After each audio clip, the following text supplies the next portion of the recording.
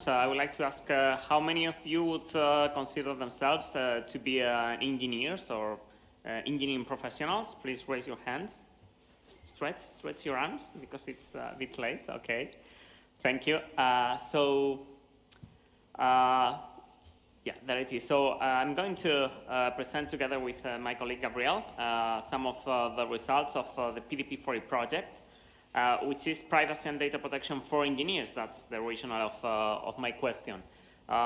It's a project that has been already mentioned before in several presentations. We have here Antonio, Jose, also David is there behind.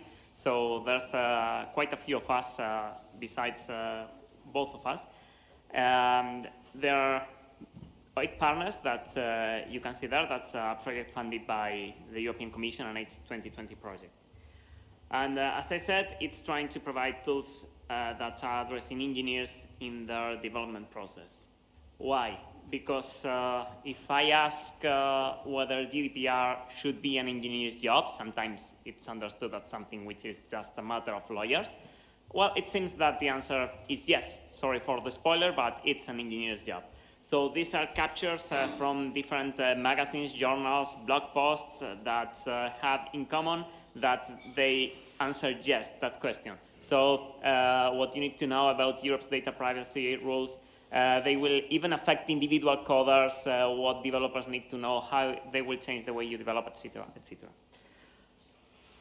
But unfortunately, this is another point. So how many of you would consider themselves to be privacy experts, privacy professionals?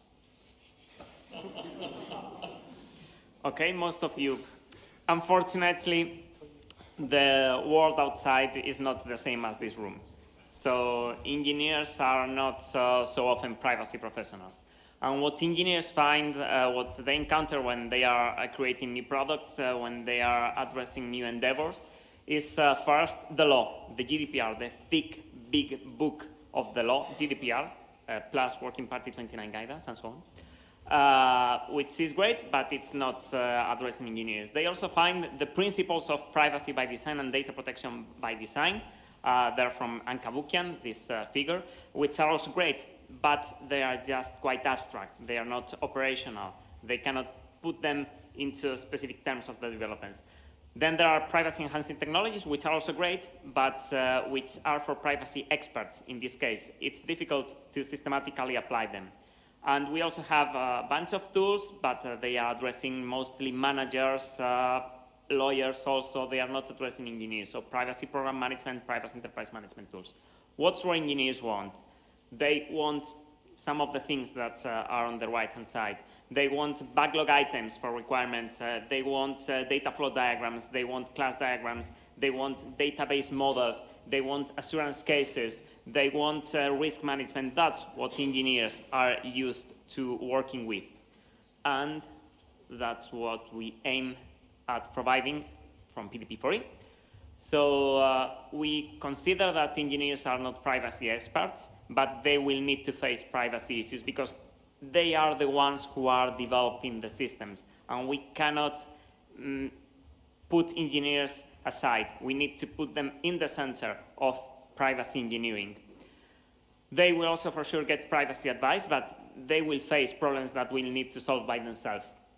And we consider that we shall endow them with privacy and data protection tools which are aligned to their mindset. So if there's a bunch of tools, a bunch of methods addressing software and systems engineering, why don't we introduce existing privacy and data protection wisdom, such as the one that has been exposed in the several IPEN workshops, into the existing software and system engineering disciplines, and we provide engineers with tools that are aligned to their mindset?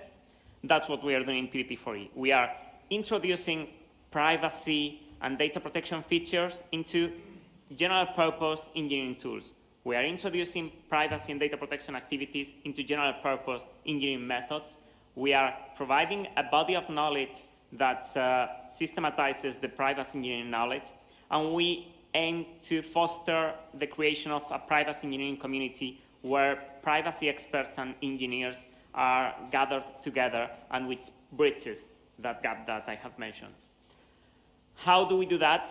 We are addressing mostly 4 disciplines which are quite related to privacy engineering, to privacy and to software and systems engineering. Requirements engineering, model-driven design, assurance and certification, and risk management. So if we have legal requirements, they are engineering requirements, so that's why requirements engineering is here. We also consider that the engineers need to know their own systems they are creating, which is something they do when they are designing their systems, but we are annotating those designs with privacy properties, which also allows us to analyze those designs against compliance and to transform them so that they become compliant. Then there's risk management, which is traversal to privacy, data protection, and GDPR, and assurance and certification, because it's not good enough to be good, but you also need to demonstrate that. So behave good and look good. We are applying that to 2 scenarios, one on smart grid and the other one on connected vehicles. And as I said, that we are departing from the state of the art on privacy engineering and from existing tools. This is the proof. All these are the methods and the tools that we are reusing as background and which we are extending. So you can find there privacy risk management methods such as Lindun, for requirements UML4PF, ProPAM, PriPair, Musa as a risk management tool, OpenCert, a general purpose assurance tool. This is not privacy tool, as I said. Papyrus, a general purpose modeling tool. Framacy, which is a code instrumentation tool. So there are lots of tools that we are extending in this project. From a different perspective, these tools are related to one another. It's not just that we are providing a bunch of tools, a tool set, which are also isolated. There are interactions between the different methods and between the different tools. I would not like to go into the details, so just this figure to summarize that there are interactions and that the results from one tool go to the other. And going now into some of those tools and methods that we're providing for those disciplines, I will introduce you 2 of them, then I will give the floor to Gabriel. So first, risk-oriented methods. You may know that GDPR is quite risk-oriented. It's, first of all, you need to be able to, in order to comply, you need first to have addressed the potential risks for the data subject. It's not enough if there's no breach, if you have not properly addressed the risks beforehand. That's why it's said that GDPR is risk-oriented. There are also a lot of articles in GDPR that deal with risks. For instance, data protection impact assessment, 35. There's also security impact analysis, security measures to address security risks, compensations, liabilities, and fines, which are also risks, in this case for the company. Also related to supply chain and vendor relationship management, so the risks of your processors, of joint controllers, risks to rights and freedoms of data subjects, risks derived from data breaches, derived business risks, etc., etc. But not everything in GDPR is a risk. There's a tendency to try to make everything in privacy and data protection look like a risk. A couple of examples there. Risk of not asking the data subjects their age, or risk of not providing a transparent policy. For us, those are not risks. Those are requirements, those are goals that you must comply with, but you cannot say, okay, I have a risk of not providing a transparent policy. Come on, put a transparent policy, write it correctly. There can be a risk of misidentifying a child as an adult. Yes, there's a degree of uncertainty there. If the child is posing as an adult, or if the authentication mechanisms are not strong enough, yeah, there's a risk there. Risk of users having low reading skills and not understanding a given privacy policy. Maybe their mother language is not the language, or the mother tongue is not the language in which the policy is written. Those risks exist, but those risks have an uncertainty, and that's why we consider that we should have 2 separate ways of addressing GDPR requirements, one from risk orientation, another one from goal orientation. This risk orientation is reflected in this tool. These are captures from the Musa risk management tool. In this case, it's only addressing security risks, not yet privacy risks. But this allows engineers to manage risks using a Kanban board, which is a visualization to which engineers are used, and also some sliders to put the different levels of impact and likelihood of the risks and the threats they are analyzing. Then this is a capture from a different tool. This is from OpenCert, and this is the current version we have for modeling for assurance of articles 35, 36, so DPIAs, and to the right is article 51B. For sure, I'm not going into the detail, but this is just to illustrate how this can be put into engineering terms. In this case, this is for assurance. Assurance is the way of putting into engineering terms what in GDPR appears as accountability and transparency. So assurance is the way of demonstrating that you comply with a given standard, a given law, because you have the evidences, the documents, the artifacts, the processes that prove that you are complying with that, all together and aggregated using a set of argumentations that allow you to reason that this and that or that, and I don't have the analysis from the DPO, but that's because I don't need a DPO, and so on and so on. I'm putting that into engineering terms. And if we go on, I give the floor to Gabriel so that he can proceed with other tools. Yeah, thanks for the invitation. I'm gonna talk about a tool which is part of the PDP4E toolbox. This can be considered as a background tool. That means that we have developed this in our institute. The name is Papyrus. And this tool helps us to cover, for instance, the requirements and design part. So in the end, as Samuel taught us, this is the kind of things that are more related to the engineer's mind. But I think that there are several engineers that have different views. So here we have this Papyrus interface, which is based upon a model-driven engineering approach.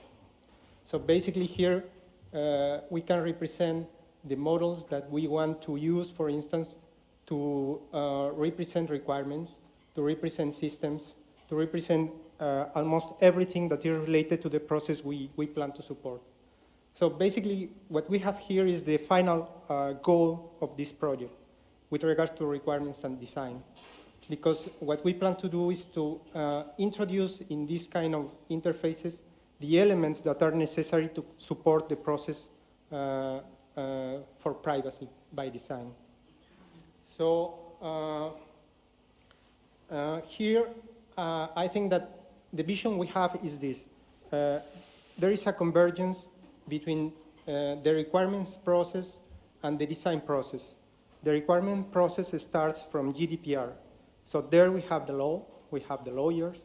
They already specify some requirements that are mandatory. And then we have to translate those requirements to be understood by engineers. So the way we proceed based upon this model-driven engineering approach is to build a metamodel. The metamodel captures the fundamental concepts that we found in GDPR. And here we have the structure of those fundamental notions. For instance, there you have the principles, which is something quite new. We have principles that are related, for instance, to transparency, to consent, etc. But we have also, let's say, more specific elements like data. And this specific element is separated in personal data and data which are not personal. So by modeling all these, we have the opportunity to start to structure how those concepts are relation, and also to specify the attributes of those requirements. So as I mentioned, the objective here is to break down the GDPR to a level in which engineers can understand. But for this to be achieved, it is necessary to have this intersection between the legal and the engineering arena. So it's not an easy matter, and the PDP4E project is trying to realize that. So once we have this metamodel, it means that we already capture the fundamental concepts of the law, of the regulation. We have to have a method, and the method is to operationalize things. So here in the black boxes, we have the method. The method is just a sequence or, the phases we have to follow for instance, to conduct this requirement engineering process. We have talked this morning about the state of the art. And here we can see that what we are proposing is not completely new, because there are some principles related to privacy, for instance, that were already there. By Hansen, for instance. There is a method to operationalize requirements, which is named PROPAN. And we rely on those kind of methods to inspire an extension of our tool for the operationalization of GDPR. So here, what we have are the inputs of this method. So there are things that are new, the yellow boxes. There are external inputs. And there are also exchanges between the phases of that method. Again, the final objective of this method is to provide detailed requirements to be validated in a design. So basically, the objective is to have a list of detailed requirements, propose a first design, and to elicit more detailed requirements to be validated in that system. So how this design process is conducted? Well, we have some ideas now.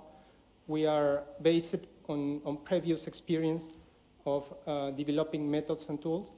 And what we can see here is how these different, let's say, modules of the architecture can be used to conduct the design process. So basically, we have, for instance, databases that need to be represented. And for that, it's necessary to create data diagrams. We also know that it's necessary to represent the flow, the process of data in a company, for instance. And for that, it's necessary to have this kind of process diagrams. And finally, we have to have a consistency between those two diagrams and to map to a specific architecture. In this specific architecture, we are thinking about the assets, the pets we have to deploy for the privacy requirements to be satisfied. And finally, we have to consider that some of those assets, some of those pieces of the architecture will be implemented as code. And as long as requirements are impacting those pieces of code, we need to validate the requirements. So for that, there is a module that we are developing in our institute, which is called Pharmacy, that can be used for that. But it's necessary to extend all this. This is just the plan we have now, and we are trying to implement it. So finally, the method is to consider standards like 27550 and separate the method depending on the kind of diagrams we have, the kind of models. We can have data-related diagrams, data-related models. We can have process-related models. We have to select the strategy to apply for the privacy requirements to be satisfied, apply the strategy, and validate the results. So basically, for the process models, we can apply these 4 strategies. For the data models, we can apply the other one, and that's it. So references for the record and questions in the Q&A. And tomorrow and on Friday, we will have a booth at the IPF. So if you're staying, you can also join us. And also, David is going to circulate some brochures right now. Thank you. Thank you.